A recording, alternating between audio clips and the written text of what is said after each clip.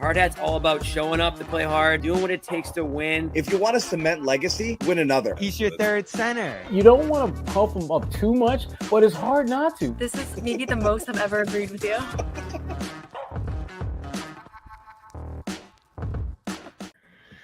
Hey, Bowie Manning here. Welcome to a Friday night edition of the Garden Report. Checking in here once again this week with Sean Highkin, good friend of the Garden Report, and of course the head Trailblazers reporter over at the Rose Garden Report, which is a great subscription right now, especially as Jrue Holiday heads over there. And that's what you're here to talk about, Sean. Jrue Holiday joined the Trailblazers, which I know you went on with Noah right after the trade happened. Mm-hmm. Now, lots happened since then. One of the two guys that was involved in that trade has even done a press conference by now. Yes, we're still waiting to meet Anfernee Simons, who is over at the facility, from what I hear. Is he gonna be on the team, or are they gonna? I'm sure they'd like to find a trade because they're just trying to cut money. But I mean, is he gonna be on the team on opening night? I think so. I think that would be my prediction at this point. And I think the latest reporting that's out there points in that direction too, that they're not in a huge rush to just make a deal happen there. Right. We'll get to him in a second here. I want to start with Jrue. I don't see a destination for Simons though, just to tease it, but we'll talk about that in a little bit. But Jrue introduced in Portland, and this one's interesting because, again, I haven't talked to you about this on here since the trade happened. I'd have to imagine when it went down, it was at least slightly surprising to you that this is the direction Portland went in this offseason to go get a guy like this, especially after they had him 2 years ago.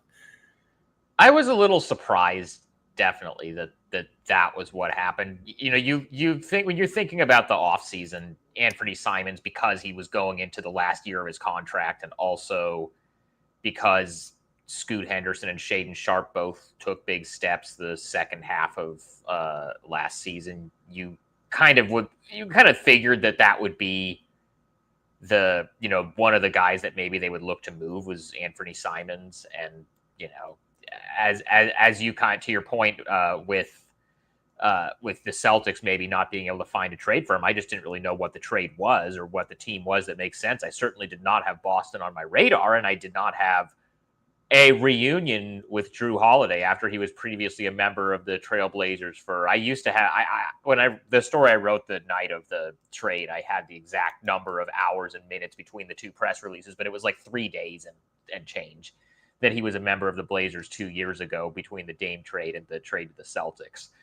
So it was definitely a bit of a surprise when that was the direction that they went with it. But honestly, like, when you start to think about it, when you think about kind of what their goals are and how they think that somebody like Jrue Holiday can complement kind of what they've already got, it started to make a little bit more sense. I'm still curious how the minutes distribution and stuff is going to go, and that's going to be something that we figure out once training camp starts a couple of months from now. But it's definitely an interesting move.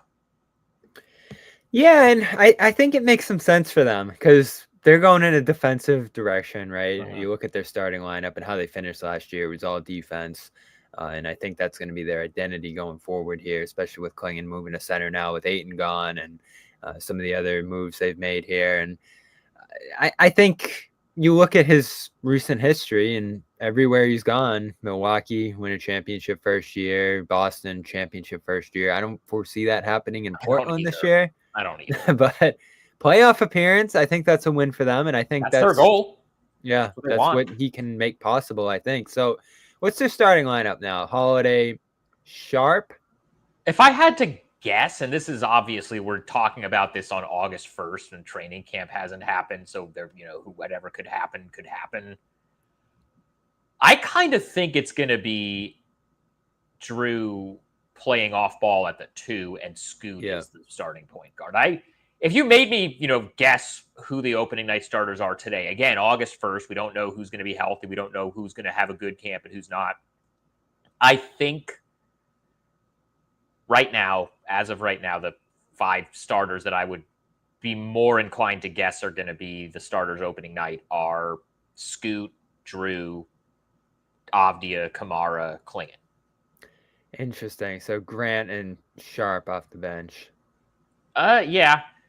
I mean, the Jeremy thing's interesting because like he is the most, the highest paid guy on the team, and or I guess technically Jrue makes a little bit more money than him now, but like, based on just tenure and years in the league and years on the team, you would think that Grant would be kind of penciled in as a starter. But I mean, he had kind of a down year last year, and there's no way that either Kamara or Avdia is not going to start. So somebody's got to be the odd man out. And I kind of think it's going to be Grant unless he just comes in and has an incredible camp. Yeah, and the interesting thing about them too, and we're going to talk about Simons in a little bit here, but he led the team in scoring last year. Sharp right up there with him. So Simons is gone. Sharp in this scenario is off the bench. Avdia was great last year. Like you mentioned, Grant down, didn't play a ton of games. Not super efficient last year. And then Ayton's gone too, who's one of the top 5 leading scorers. So the big question with this team, obviously, is how they're going to put up points. And that's a good question. It's a great question. Because Drew's giving you 10, 12 points a game at this point in his career. Like, he's not going to fill into the scoring role Simons did here. He's just going to reinforce the defense and bring a lot of intangibles. So I guess that's probably the question from the Portland side of things here is this the right time in Holiday's career to be bringing him in? Because he took such a back seat offensively in Boston that even though we've seen him in the past have those big scoring nights, I'm sure he still has it in him if he's getting enough open shots. He's not going to play a lead offensive role for this team necessarily. Maybe that's good because he's playing alongside young guys that Portland wants to start pushing into, the next phase of their careers. But offense could definitely be a struggle for this team as I start to envision how good they could be this year. Yeah, I mean, whether it's the right time for him to come in depends on what you're bringing him in for. If you were bringing him in expecting him to be your leading scorer and be kind of the focal point of an offense, that's just not what he is, and I don't think that's what they envision him being. But just from a defensive standpoint, he's a huge upgrade over Simons, and he also can play either guard position. You can play him at the 1 with Sharp if you want to, and he can be a point guard. You can play him at the 2 and play him off ball with Scoot if you want to, and he's still good enough. I mean, his shooting took a little bit of a step back last season. That could have just been a down year. Maybe he's starting to decline, but either way, he's still a pretty good shooter. He's a good enough shooter. Yeah, he got way back up for the playoffs. He had a weird slump midway through the year, and he was I'm not that worried. Stuff. He's been a good shooter most of his career. He's going to be fine. I'm not that worried about that. But like, finished last year at 35. Yeah. He's a good enough shooter. You can play him off ball with Scoot and it'll be fine.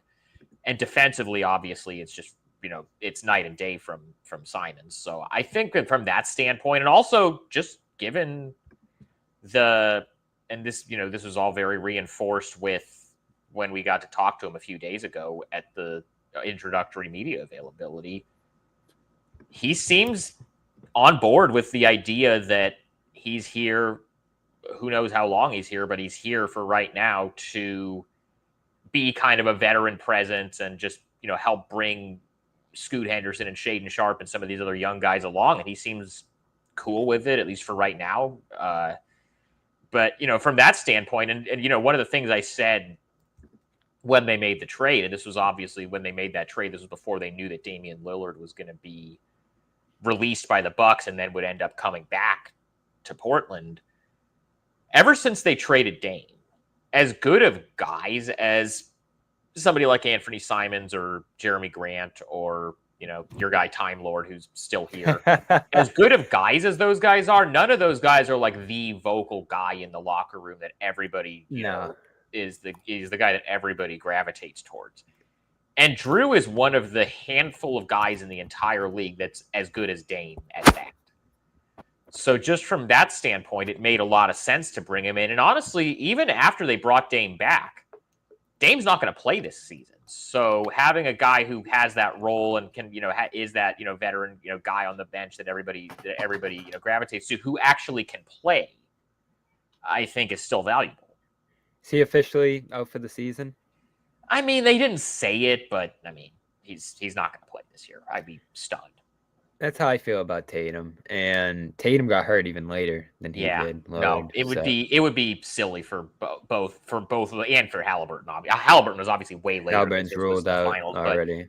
but no, a torn Achilles should be a full season. When you do it, when you have the injury in the playoffs, it should be a full season injury. But it's you think about and I've been like I have a mailbag coming out next week where there's some stuff about this with regards to Dame, but the one guy that we can think of that came back from a torn Achilles and was basically the same guy that he was before the injury was Kevin Durant. Mm-hmm. And he missed how long? 18 months. Like which some of that was because of COVID, but like he missed that whole next season, and then like he came back at the beginning of the following season, which started in December because of COVID. Everything got pushed back, but when he came back, he looked incredible. He looked like Kevin Durant. And then on the other end of the spectrum, you look at, and this was a long time ago, and obviously medical science has advanced since then, but when Kobe tore his Achilles, he tried to come back in 8 months, and it didn't go well for him. And, just going off of what, people around the Blazers organization have said, both, off the record and at Dame's press conference, I don't think anybody is really in any rush. They know that, like, the deal here is they brought him in as to help along some of these young guys.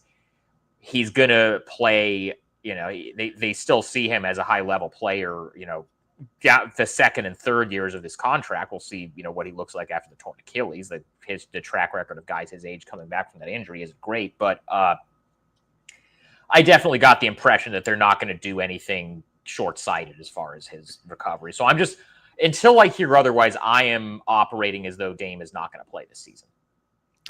Yeah, and of course he's back in Portland. I probably should have considered that more seriously as a possibility. I know you mentioned it to me when I reached out to you and was like, "Where's this guy going?" Like, it makes all the sense in the world that he's back there for a bunch of different reasons. And I want to talk about him in a second here. But for Holiday, you were at the press conference. I know he mentioned, and Brad has said this too, that he got a call early. Gave him a little bit of a heads up that a trade was going to be happening here. He prepared, Brad Stevens did, Holiday and Porzingis, for the fact that they were probably going to be gone because of the second apron stuff and tax and all that. So he wasn't surprised by it, unlike the first time around, heading from Milwaukee to Portland, which was a pretty big shock for him. And he said, I was excited. I knew that obviously I got traded here before, so it was kind of full circle, talking to Chauncey, talking to Joe. And I really do appreciate what they did for me the first time around. That was sending them to a good team in Boston, right? Trying to set them up. That really did mean a lot for me in my career. I know this time around, just talking to them, they're just kind of like, I got another chance to get you. And they thought I'd be a good piece here. So excited to be here.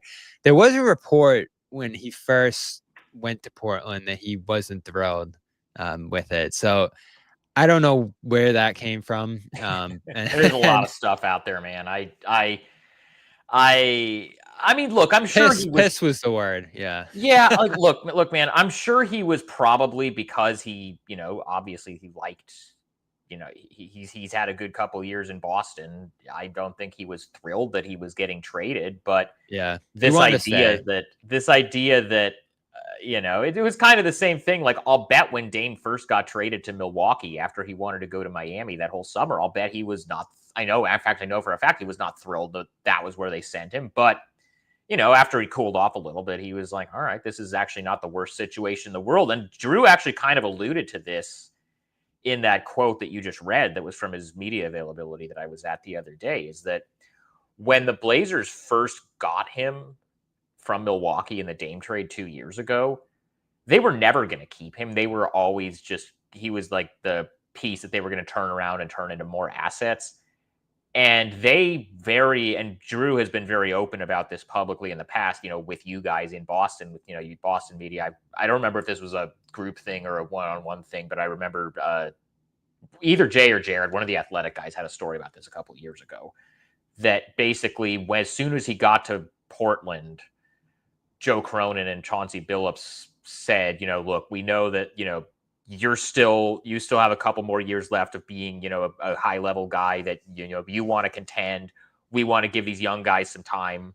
This isn't the right fit. Let's work together and get you somewhere where you want to go. They could have just said, we don't care where we send you. We're just going to send you to the highest bidder. They worked with Jrue and with his agent and with his family to say, okay, this makes sense. This, this is a fit. This is somewhere that I'm open to going. And I would say that worked out pretty well for both sides because Jrue got a ring and a pretty big extension out of it. And the Blazers got back with Malcolm Brogdon. I mean, the Time Lord thing is, he just unfortunately might be such a bummer because of the injuries. That just might be, unfortunately, that is what it is. But Malcolm Brogdon and the 2 picks that they got from Boston in that trade were the assets that they sent to Washington a year later for Denny Avdia, who was their best player for a lot of last season. So basically they traded in the end, they traded Jrue Holiday for Denny Avdia. And so I would say that kind of worked out well for Jrue. It worked out well for the Celtics because they got a championship out of it. It worked out well for the Blazers because they ended up getting Denny a year later out of it. And so there was already some goodwill because Jrue was appreciative of the organization for saying, even though we're not going to keep you, we want to help you get somewhere where that's actually a good situation for you. And so then when this time around, when they traded for him and the sell was, hey, we had a better year than expected. We're trying to take the next step and become a playoff team again. Can you kind of be, the vet and help out some of these young guys, help out Scoot, help out Shaden? Because Jrue already has positive feelings towards the organization because of how they worked with him the first time, that I would imagine made him a lot more amenable to, what the situation is now. Yeah, definitely. And then on a championship contending position now, which is the killer probably from his standpoint, because, he's in the late stages of his career at this point, and this could feasibly be his last team. We'll see. Obviously, he's signed for 3 more years here at this point. Yeah. And that's what Boston needed to get off of, most importantly, this summer. And, we'll see what he has left. Again, I think late in the season, he started resembling himself a little bit more than the slow start he had. There was that game, a very infamous game early in the season where the Grizzlies left him open to take like 24 shots. He had a pretty rough night that night shooting. But the defense was still there. He didn't play a ton last year, and I think he'll be good. Last summer, he's playing in the Olympics, and he's playing a pretty sizable role on that team after the championship run. And then to start the following year, he just seemed banged up. Like he had put on a lot of miles that previous year. Always this happens year, with the guys that play in the Olympics. They're always and coming to the next. he had a sizable role on that team, significant one. So it made sense that he was a little down last year. But what is he, 35 this season? Yep. In his 17th season. I mean, he was playing in 2010 back on those Philly teams with Andre Iguodala and Evan Turner. Like he's been around forever at this point. And, the defense is always going to be there. There's always going to be a leadership component with them. But again, the offense, he went from 48 to 44% from the field last year.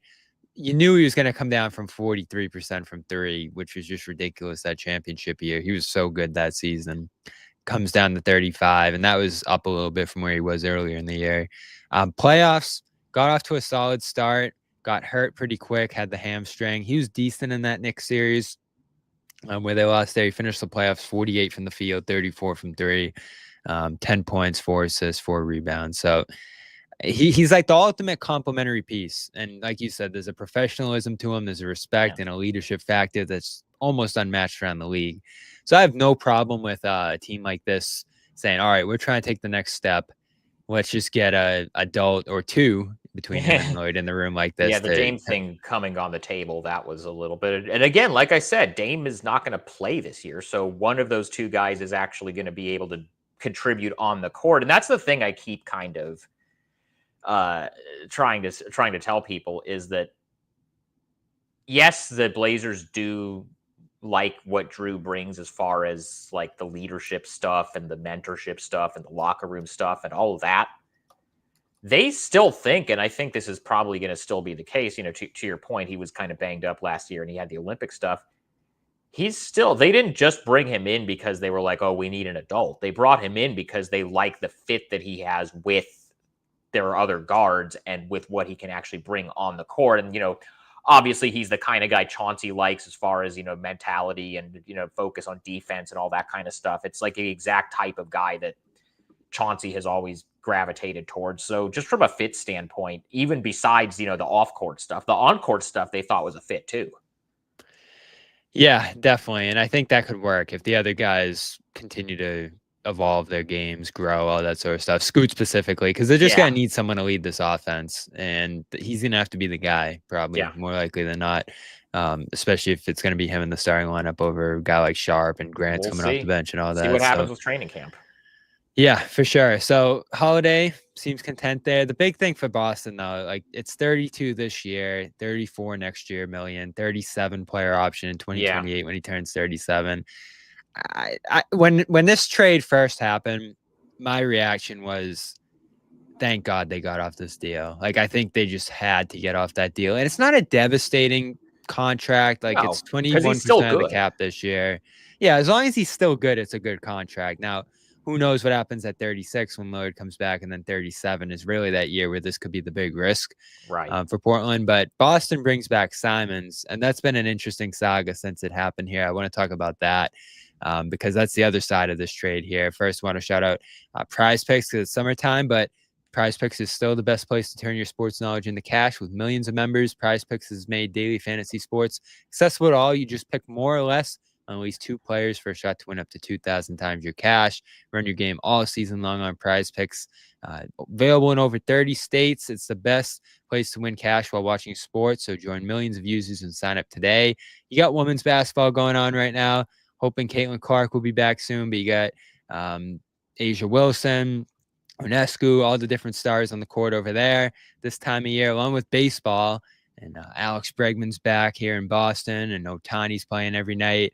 And there's just great ways to play. They have the flex play, which means you can still cash out even if your lineup isn't perfect. Football is coming up as well. Love that time of year over on Prize Picks. But right now it's basketball, it's baseball. You can combine the 2 leagues. Maybe put Asia on your team as well as Otani on any given night here. More or less on hits, home runs, rebounds, points, assists, all that. And they put their members first, so all withdrawals are fast, safe, and secure. When my picks hit, I can get my money in as quick as 15 minutes. So sign up today and get $50 instantly when you play $5. You don't even need a win to receive the $50 bonus. It's guaranteed. And tonight it is Flex Friday, so you can hit that flex play and still cash out even if your lineup isn't perfect over there. So go check out all the weekly promotions. Taco Tuesday coming up as well. Discount on select player projections up to 25% to add even more value to your lineups. You're going to get the 50 instantly when you play $5. That's with code CLNS over on Prize Picks. Code CLNS to play 5. Get 50 instantly over there. So go check that out. So Simons comes back in this trade. You mentioned it. They haven't introduced him. I find that obviously interesting with all the reporting and indications that they've looked to move on from him here. Hasn't happened.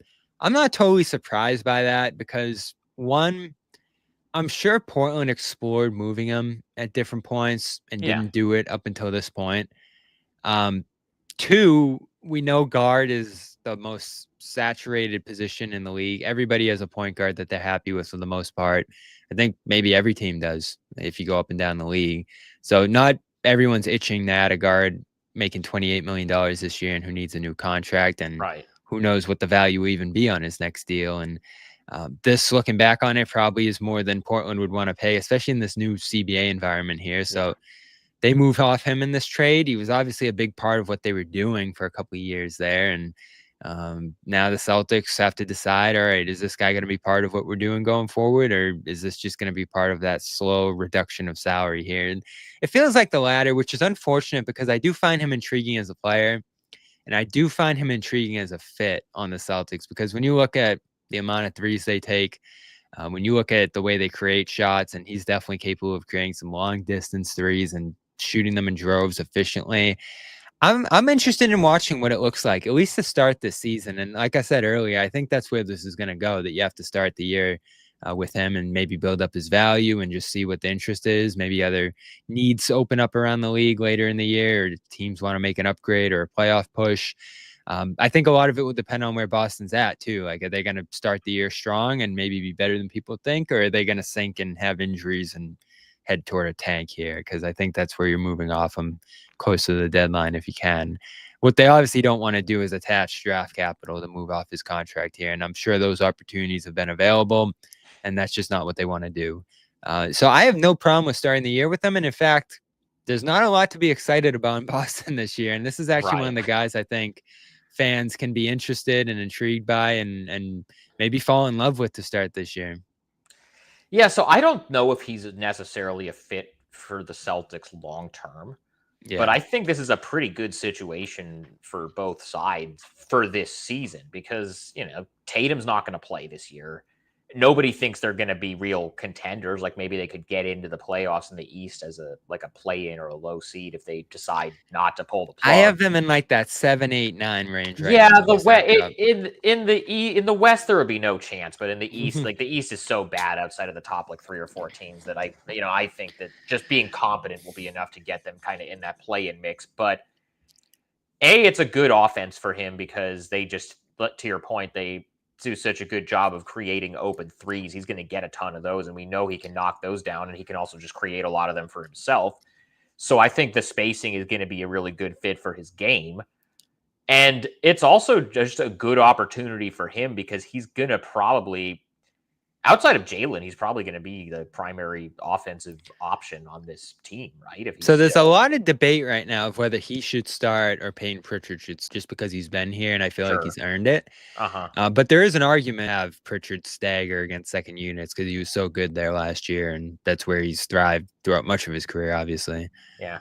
But either way, he's going to have plenty of opportunities to score a lot and put up a lot of numbers. And he's sold his value. And I'm like you. I don't really know what his value is going to be. Do not have the kind of value that they used for Nurkic trades this summer.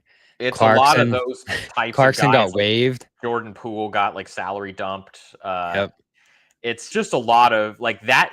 You look at the types of guys that, and he's a strong defender. You look at Houston or some of these up and coming teams that are they have one guy who's the scorer on the team, but then there's also they have so many of these in Oklahoma, Jason Wallace and Lou Dort who are just can defend all these different positions. Guys, that's more the types of guys that teams think is valuable right now. What does he bring to the table? What role was he playing in Portland? As I look at the numbers here, he was impressive with only 2 turnovers. He's gotten better as a playmaker, yeah. So, yeah, there's a lot in 26 this season because he came in with them on the floor because of the defense. I think on a good team, he's a 6th man. The last few years, when he was in Portland early on when Damon C was coming off the bench. Been there for a while. After actually back now, he was the last Shea drafted. Joe Cronin took over as general manager. After traded Dame, he obviously kind of took over as the start. At first they tried playing him where he was playing the 2 and Scoot was playing. He just has kind of toggled between playing the 1 and playing the both. But his superpower is shot creation, and he's going to have a lot of opportunities to do that in Boston. I actually think it's a pretty good fit. Yeah, for sure. And the whole rest of the roster is good to cover up. You can have 1 or 2. You can't. The center, Nemesh Keita. Too. He was on that team with Jabari. He's obviously leading this team now. So questions as there are in this roster, they still do have a lot of offensive creators, and that could a good offensive coach is going to find some ways. And they haven't he won a dunk contest. Obviously loves to play that way, and he's going to be in control now. Pritchard's another guy who loves to fly, and Simons fits into that. A little more athletic. I'm interested to see the defense because it feels like he has the tool. And was it just not having a time? And does he just end up in a pretty good defense over the years and have had a lot of good principles on that end where maybe they figured he could fall into that a little bit here if that continues? That perception. He has talked knowing that he has a reputation as not being a good defender and thinking it's not he's not a guy that just at his size, it's just there's going to be reality of it. So yeah. Be terrible on that end. It's just I do think that given be able to be more successful at that, they are. Yeah, and you can try to hide a guy. You can try to put him in position. Probably determine a lot of what they're doing with the lineup fit. It will be interesting with this room. Kate has been, Hauser's been there for a while now, but the turnover on this roster is just incredible this offseason. When you think about Horford going out, who's been there on and off 16, there's a lot of pessimism. And I think significant injury, even for a couple weeks, could be a hard hit here. And the 5 teams, Milwaukee, who's just in PG or Joel are going to be PG has already had a surgery, and Joel is going to have to be managed. I think. And then that next 5 teams are going to be 5 teams. And if you're 10, like you're into the lottery of playoff team, in the East at that point. So that's the range for them. I don't know if you want to stack that up or just give your thoughts on Boston in general going into this year, but what do you expect then? Well, somewhere in that kind of like, I think the Celtics are just competent. They most of these guys have New York and Orlando, but like this is still in playing together for a while. They have a higher just baseline level of competence, and some of these other guys getting traded. Great. Yeah. In a new role too. But anyway, so like my point is like, if you're starting from a base, even with Tatum out, you're starting from a baseline of they have the coach they have the kind of supporting guys they've all played together for a number of years.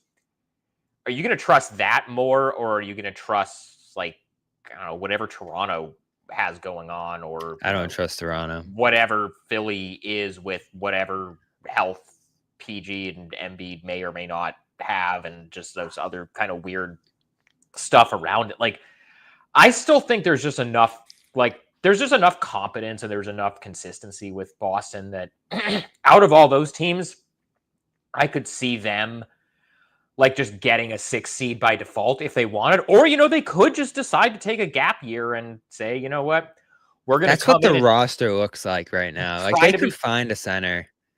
They'd be like, we could come in and try to be competitive to start the year, but if it's not really happening, then, suddenly whatever's going on with Jaylen Brown's knee, suddenly maybe he's going to have to miss some time for that, or they can do something that the Blazers actually got very good at doing over the last few years. Is, this guy who's out for 2 weeks with a ankle injury, he could be out for 4 or 5 weeks. It's fine, and then hope that the gap year thing kind of pays off, and they can kind of do what Memphis did a couple of years ago, or New Orleans, or some of these teams where like they don't, or like what Philly did this year, where like they were a playoff team. They had the season from hell with injuries. They ended up with a 3rd overall pick. They end up taking VJ Edgecombe. And now, whatever, they're going to come into this season trying to be competitive again. That's the best case scenario for Boston, is they don't have a great year this year, but then they get one of these lottery picks. And then next year, Tatum comes back healthy, and they go from there. I could see it going that way. I don't think they're going to try to force it in that direction. But if they get to like January and they're 10 games under 500 or something, then they might suddenly again start saying, well, Jaylen Brown could miss a couple extra weeks with whatever minor knee thing he has, or we could do some stuff to just make sure that they kind of stay in that top 5 to 7 range in the lottery. Like, it could go that way. It could just organically go that way by the end of the season. Yeah, and that's how you want to see it happen, is organically. Because you don't want to force You don't want to do what like Utah and Washington and I don't think Charlotte. You can, even if you tried. It doesn't. It doesn't work. There were there were all these Blazer fans this year because they won 21 games last year and they picked 7th. This year, they were terrible the first half of the year. And then when they started winning, a lot of Blazer fans were like, well, they're messing up the lottery odds. They're not, and then it's like the fans are so obsessed with the lottery. You go into the lottery, you go into the draft. I was in the actual drawing room for the lottery. The 2 teams that were the most egregious, Washington, they both fell back. All 4 were picking 5th and 6th. So they threw away entire seasons for those picks. They still don't have the guy. Meanwhile, Dallas, who made one of those, but we're not like the top 3 are just unfathomable. And Philly, I mean, there were probably a lot of people who had them as the 1 or 2 seed in the East. Right, and they're picking 3rd. the year before draft class that has like Cooper Flagg in there, so had the 10th best lottery odds when they got the number 1 pick. So like years in a row, fans check out. Like they're like, oh, these guys aren't going to put a competitive. Should we watch? Why should we buy tickets? Like you have to think about it from that standpoint too.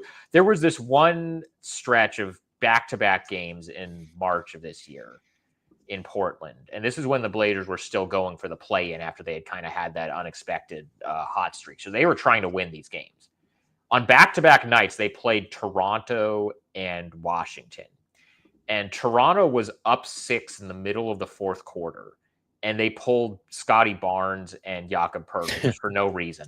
And then they ended up losing the game. And then the next night, they played the Wizards, and Middleton and Smart both did not play the second half, which is whatever. Like, the veterans on a young team not playing the second half of a game in March, I'm not going to kill a team for that. But Alex Sarr, the number 2 overall pick in this most recent draft, did not play after like the middle of the third quarter, because they were clearly just like trying to make sure they lost the game to get. And it's like, at that point, it's like, what are we doing? Like, who's this helping? What's this doing? Yeah, it's tough to watch too late in the year, and then you're questioning like how much of those late season runs are legit by some of the teams that went on those tears, like Blazers among them. Absolutely. Chicago went on a little bit of that too, and then they flamed out. How good are the Blazers going to be this year in your mind? As we look at it here, and adding Holiday and some guys taking steps, Ayton out the door. I don't know. I've always see what Yang Hansen is. See, dude. We've gone this far in. We haven't even talked about Yang Hansen. That's the story. I'm excited to talk about him, because you and Noah were with me at one of those summer league games that he was playing, or it's just like a couple different plays that he made. We looked at each other and we're just like, okay, this could be something. So this thing's so crazy, and I don't know how much he's even going to play this year. Oh, he'll play. I'm glad, because so Klingen's probably going to be the starting center, but they bought out DA. Yep. Your boy Rob, as we've talked about many times, is just never healthy. And even if he is healthy, he's not going to play back-to-back. He's probably not going to be able to play more than like 12 to 15 minutes a game. So there's going to be minutes for Hansen. And, Klingen is probably not going to play more than like 25, 28 minutes a game. But so Hansen's going to be able to play. He's going to get minutes. Why not, right? Because they want to win this year, but they're also trying to develop, and the only way you develop is if you play. And there's probably going to be some growing pains for him, but it's just so crazy to me. I obviously had no idea who he was going to the draft. I read about him late. I talked to one of the draft guys. I think it was Rafael Barlow. Because Rafael was the one guy that was like in that like draft scout analyst circle that actually was like pretty hot, like had him as a first round talent. I think he said he was his favorite center in the draft. And, you're talking about Kalkbrenner and, all these Maxine Reynaud and all those different guys who are in this class, even Malak and, some of the others there went to Phoenix. This guy, you look at all the draft boards and it's like 40, 35, 45, like he's just floating around that second round area. And then I remember watching the draft and it got announced as Cedric Coward, right? Yeah, because they did a trade with Memphis. Yeah. And so I actually thought they drafted Coward, and I was like, wow, this is great. Like another defensive wing, like another big, maybe can be more of an offensive piece for them down the line. Like I love that fit for Portland. And then it's like, oh, they trade him for Yang Hansen. And it was like, what? Everybody's reaction. Everyone's immediate reaction was, what the hell are they doing? And then he gets on the floor at Summer League, and he, had a few press conferences that were funny and all that. And it was like, whoa, this guy's a sensation. And he was the most talked about guy at Summer League alongside Cooper Flagg, I'd say. Yeah. You've had a blast covering him so far. Like, this is just about to be a whole experience. And he's got to be good, right? Like, you don't want this to just become a thing where it's like he's this like he's a meme, right? Exactly. Yeah. Like the what the hell, like the what the helly stuff. Like that's funny, but the thing is, I think he's the thing that I think was encouraging was it's so hard for bigs to look good at Summer League, just in general. And he looked good, and he looked good in ways that were like a lot of the turnovers that he had were passes, like entry passes that he threw that some of their Summer League guys couldn't get to, that Shaedon Sharpe or Denny Avdia are going to get to. Yeah. And, the rebounding is there. The rim protection, I think, was even a little bit better than people thought it was going to be. The thing that really impressed me about him covering those games, and you were with me for one of them, like we just said, he doesn't, when we were sitting baseline, which is close enough to hear what's being said on the floor, he basically doesn't speak any English at all. He has a translator with him. But he knows enough basketball terminology that he was talking to guys, calling stuff out and directing guys and like calling out defensive coverages and yelling like cut or get back. Like he knows enough of that type of stuff that even though he doesn't speak English outside of basketball, he can still communicate on the court. And the fact that he was, vocal in that way already with the language barrier, and the other thing about it is that, like, it seems like, you saw some of the passes that he was throwing, and that's just like kind of his favorite thing to do. He's like an unselfish guy. He seems like he's a guy that guys are going to have fun playing with. Yeah. So, but and also just the thing about, how much of a sensation it is, and B, like, what the bar is for him to be good. Like, think about this. There have been 8 players, not counting him. There have been 8 players from China that have ever played in the NBA. I'm talking about Chinese, like, born in China. So, like, not like Jeremy Lin. That's like a different thing. But, like, 8 players from China that have ever played in the NBA. The only one that's ever done anything is Yao. Yep. And it's a country that has more basketball fans than the United States has people. So if he's even just like a good rotation big, he's the second best Chinese player in NBA history. And honestly, if you get a good rotation big with the 16th pick, like, that's a pretty good pick.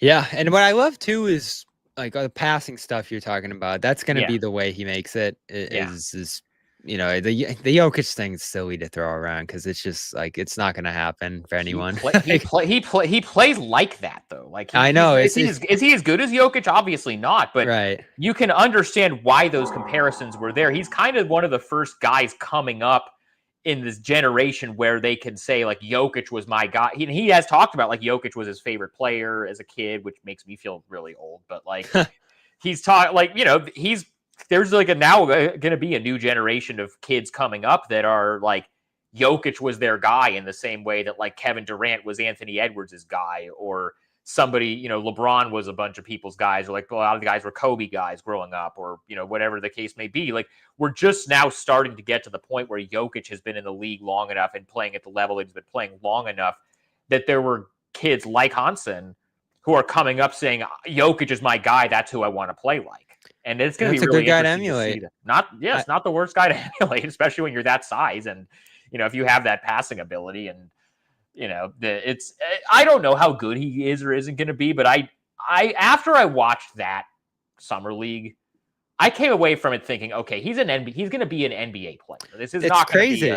This is not going to be like a, and it's been so interesting to me the last, month and a half since they drafted him, just kind of figuring out, why he was so off the radar. And the thing that I think I've kind of gotten to is just that the Chinese Basketball Association is so hard to evaluate, and it's not that accessible. Like, if you have most international prospects that you're talking about, they get, like, drafted in the first round, they're from France, or they're from, one of those Balkan countries, or they're from Spain or Greece or whatever. One of those countries where, like, all those EuroLeague games, all in, like, those different, like, EuroLeague, Eurobasket, like, all the different, like, domestic leagues in Europe like that, you can watch most of those games, like, on the NBA app. Like, they make those games very easy to watch. And it's also, like, team scouts go over there all the time just to watch these games. So those guys are, like, known. The Chinese Basketball Association, you cannot watch their games outside of China. They are not shown anywhere. So it's not even easy. So it's hard to even find, like, reliable just game film if you want to scout one of these prospects. And then if you want to get over there and actually see them in person, like Mike Schmitz and Sergey Oliva, two of the Blazers assistant GMs, did, it took them months. I talked to them about this after the pick was made, and I wrote a story about it.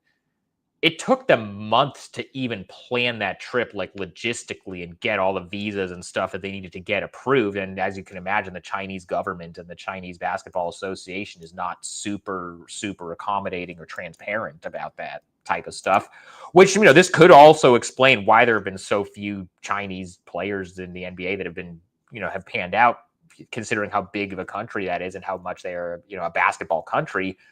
But that also would explain why, it was not as much of a consensus that this guy was as good as he was during That was the biggest thing you heard. We just don't know, given the Yeah. competition over there.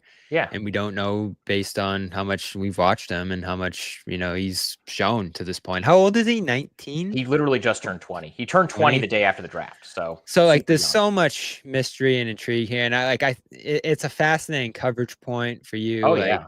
Oh, you yeah. know, like this I'm is about to starting be to a play whole around with experience getting for some you. of my stories translated into Mandarin. I published one the other day, and This is going to be China's team potentially. They've could had be. a They few, could be obviously Houston. They could be the new Rockets. They could be Right, the new yeah. Rockets. Like they're probably going to start playing preseason games over there in the next couple of years. Yeah, so there's so much, and again, he's got to be good for all this to matter. But Yeah. if he's good, this is going to be a whole experience. And you've covered winning Blazers teams, you've covered losing Blazers teams, but to cover like a legitimate sensation like this, and that's what it felt like at Summer League. Absolutely. And Summer League's this pretty raucous environment where fans gravitate on the certain guys, and like there does become like the stars like Bronny and random other guys, but this was the guy out there, and the crowd just roared every time he did something, and he did a lot. There was a lot of flashes out there from him, and how much is that going to matter when the season gets started? We'll see. But the fact that he's going to get to play, as you said, that he's going to probably get to handle the ball. Like there's no one on this roster who's going to dominate the ball. It's going to be pretty egalitarian, I'd have to say, offensively for this team, at least until Dame gets back. That's going to give him a lot of opportunities to do stuff here. And like you can make some mistakes, you can play through them. Like it's almost a perfect environment for him to make his NBA debut in. And Klingon's ahead of him, but like that's not an offensively gifted player. So they're gonna have to mix and match lineups a little bit. And I do hope Robert Williams is healthy this year. Who knows how long he'll be sticking around. Love Rob. Rob's the best dude, as you know. He's awesome. He's a great guy. Everybody. I'm sad I forgot. So I was ranking teams with Law Murray the other day, and I did it on my column that I do over on BSJ this week too. I forgot about Robert Williams. I really did, which is come on, man. You covered the Celtics. You covered him for how many years in Boston? He's played like 25 games the last 2 years. I know. No, I've had that. I have a mailbag coming out next week that somebody asked me, like, so how do you see those center minutes being divided up between Donovan, Yang, and Duop Reith? And I'm like, I had to write in the response to the mailbag question, Robert Williams is also on the team. It's easy to forget, but he's on the team. I hope he can stay healthy too, because he's like, even like, his health is what it is. He's still so good when he's healthy, like as a rim protector, as a, rim runner. And talk about like defensive identity. He's the anchor of a legitimately top 5 defense if he's healthy. That's why they haven't traded him, because because his health, $13 million too. That's the thing. Like his health history is what it is, and so because of that, teams aren't going to really give up, real stuff for him. And if they're not going to give up real stuff for him, then the Blazers are like, well, we like this guy when he's healthy. We're not just going to give him away. So he still hasn't played against the Celtics yet. No, he hasn't. He's played a total of 26 games over the 2 seasons that he's been in Portland. He played 20 games last year, and then he only played 6 the year before because he had the knee injury pretty early on in the season. Oh man, yeah, and you're just starting to think, all right, maybe it's just not going to happen at this point. But it might just, unfortunately, his body just might not, it just might not. I hope he's able to recover and have a long career, because he's a really fun player, and he's also a really good dude who I like a lot personally. So I hope that it ends up working out for him. But the history is what it is at this point, unfortunately. So as I stacked up the teams, like I said, I did a rankings over here, and in that Philly, Milwaukee, Boston, Miami, Indiana sandwich there out west, I did have in the mix for 10 Portland and Memphis. 10 like overall in the league, or in the West? Oh, in the West. Yeah, no, I think that's like a reasonable place to put them, because if you look at you look at the West, like the 3 teams that I think you say are like the top 3 teams in the West are Oklahoma City, Houston, Denver in some order. Yep. You probably have Minnesota at the 4 spot. Mm-hmm. Both LA teams are going to probably be pretty good, assuming they're healthy. Yep. So that's 6. That's 6, and then it's like, okay, Dallas, I like San Antonio. San Antonio, like if Wemby's healthy, San Antonio's gonna The Dallas thing could go either way just because I'm pretty high on them. I think you the don't know if defense is Kyrie, going to be awesome. you don't know when Kyrie is going to play. Like AD's hurt a lot. Like you don't know what kind of like that one could go either way. If they're healthy, sure. Like I think that team's going to be really good, but just there's so many question marks there that you don't really know. San Antonio, yeah, like if Wemby plays, 65 games, then yeah, they're a playoff team for sure. Like that's the, and then Golden State, like those guys are getting kind of older. Like Jimmy Butler never plays regular season games, but like that team's still probably going to be pretty good. Then that's kind of where you then get to like, is Portland going to be better than like Memphis has already started having a bunch of injury problems. I think the highest that Portland's going to get in the West as far as the standings, just because the West is so stacked. We just ran through like a bunch of teams. I think like 9 or 10 is probably the reasonable ceiling expectation.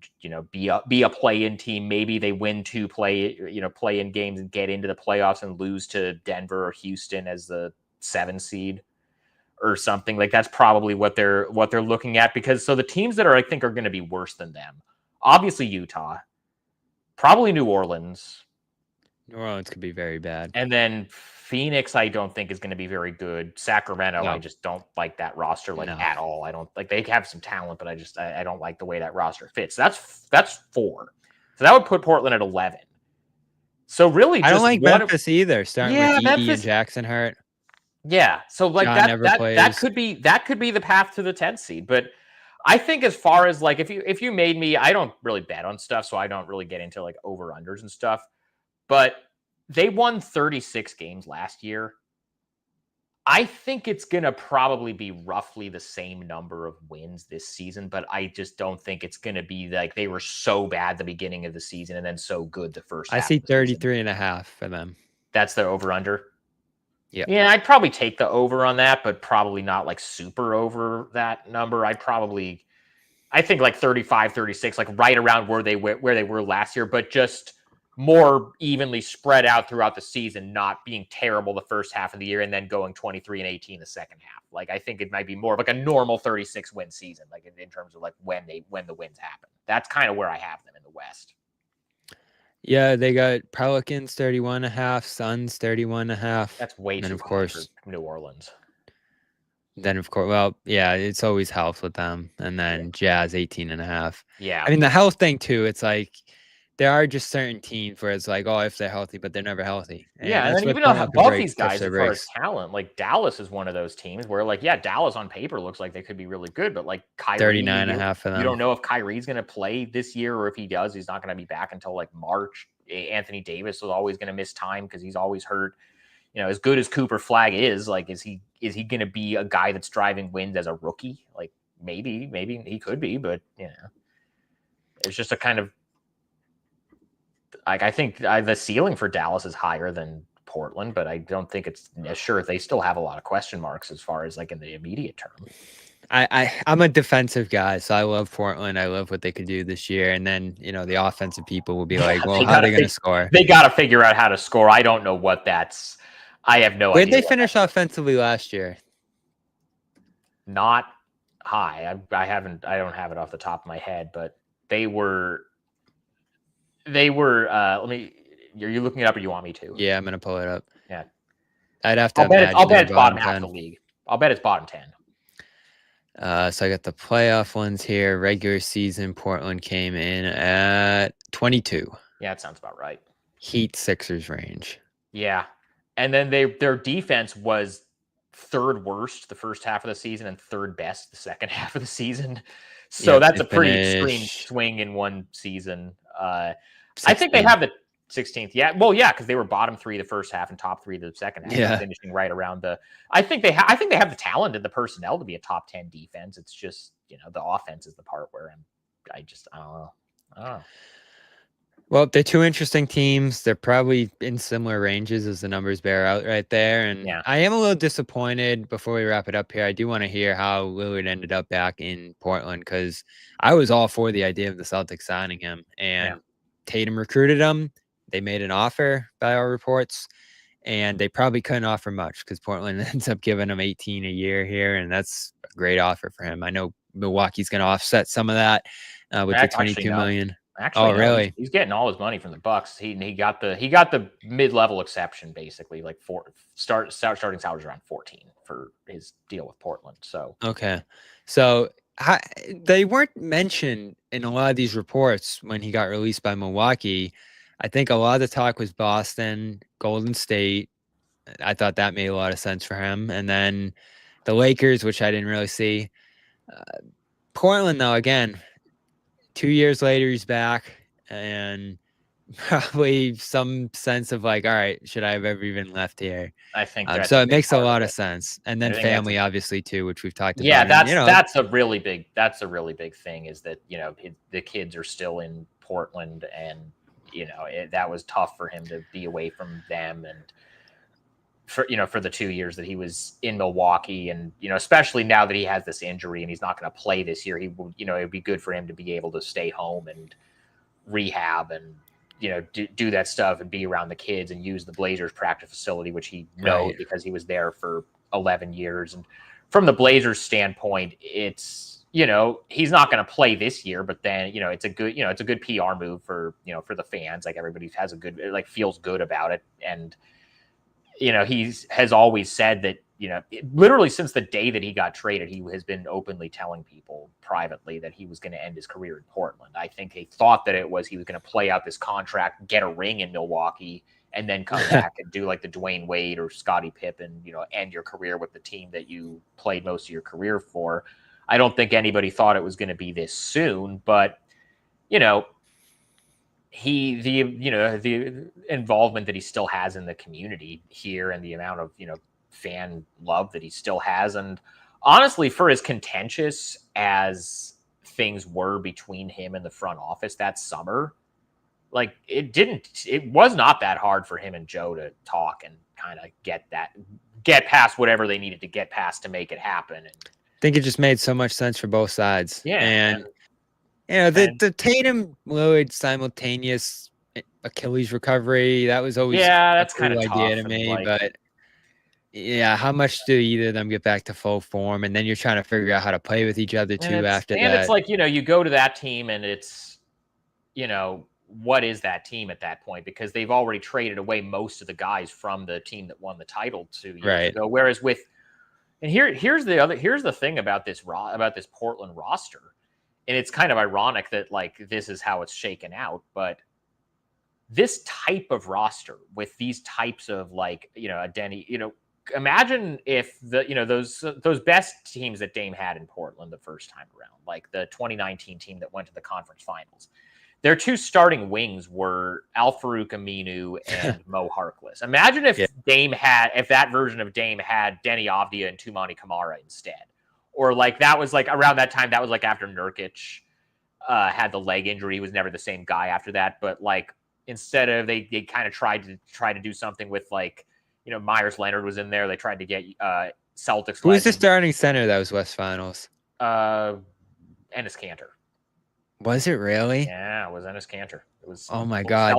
Celtics legend. This was back before he changed his name, and before he used to just go back and forth between Portland and Boston nonstop. Yeah. But imagine if instead of that, like, center rotation where it's just like they're trying to put together whatever they could put together, they had Donovan Clingan. Yep. Imagine if they had you look at, like, imagine if, like, he had like a guy like Shaedon Sharpe, that he could, like, throw lobs to. Like, the roster that they've built since he left is like the exact kind of roster that they should have built while he was here. And now he's coming back to it, and who knows? Again, he's not going to play this year, and then when he comes back next year, like, who knows what he's going to be able to do physically? Because again, the track record of small guards in their mid-30s coming back from a torn Achilles and being the same guy is not a strong track record. But it's about the best, both on and off the court. It's about the best situation that he ever could have, hoped for. And he's getting all his money from both. Like, there's no offsetting. He's getting his full money from the Bucks, and he's getting that money from the Blazers on top of it. So worked out well for him financially too. For sure. Yeah, I think it makes all the sense when you think of it and think about the other possibilities there that could have happened. So I'll be interested to see what this team looks like this year in Portland. And of course, Boston, there's a lot of uncertainty as well here, but these teams have made a lot of moves, a lot of connections between them these last couple of years here. So it'll be interesting to continue to track where they're both at. And Boston actually owes Portland from that Holiday trade a couple of years ago. They're still 2020. got all 3 of the picks they've got. It was 29. Yeah. And they've still got all 3 of the picks they've got, or they've got the 28 and 30 swaps and the 29 pick unprotected still coming from the Bucks. Wow. So, and now Lillard and Holiday are playing together, which is just insane. I mean, it worked out well for it. Really, the whole thing worked out well for everybody except the Bucks, because the Celtics got a ring out of it after they did the Holiday thing. The Blazers got a lot of picks and stuff, and they ended up getting Dame back, and they got Jrue, and it's really just the Bucks that lost in that trade. Yeah, and they are still losing. I mean, the Lillard cap hit plus what they paid Turner just to have Turner. I guess them and Phoenix. Yeah, too, because Phoenix had to dump Nurkic, and they had to waive and stretch Nasir Little, and I know they were kind of ready to get done with Ayton at a certain point, but Ayton's a starting caliber center. I never liked that trade for Phoenix, and I thought again, Ayton last year, I get it. There's off-court stuff. Obviously, he's a good guy. Sure. He gets. I think there's some stuff about him that's been mischaracterized nationally. I think I like him as a. I mean, he's a double-double for his career, and is incredibly skilled. I think he's gonna do well in LA. I don't know why the Blazers cut him, but I know why the Blazers cut him, because they drafted 2 centers in the top 10, and it was. But to cut him, well, he gave back enough money that they could have the mid-level without. Fair enough. And he also kind of saw look, they drafted 2 centers in the top 10. Clearly, I'm not a long-term guy here. I'm going into a contract year, and he was willing to give back $10 million, and he ended up in a situation where he's definitely going to be a starting center. And we'll see how that goes in LA. But no, I like DA a lot. I think he's a good guy, and I think he kind of gets a bad. I mean, I think some of the stuff he gets is deserved, but a lot of it I think isn't. Well, Lillard there now, of course, as well. I was in Portugal writing about Nemesh Cato, and I put first part of that series out today. I gotta go when that notification came through. We were both out at dinner together when the notification came through, and I was like, Portland? Yeah. Dude, I was in Indy because I went right from Vegas to Indy for the WNBA All-Star game. And I had I'm not going to get into it because it's sports writers complaining about travel accommodations, which I know is the biggest cliche of all time. But I had one of the worst travel days of my entire life getting from Vegas to Indy.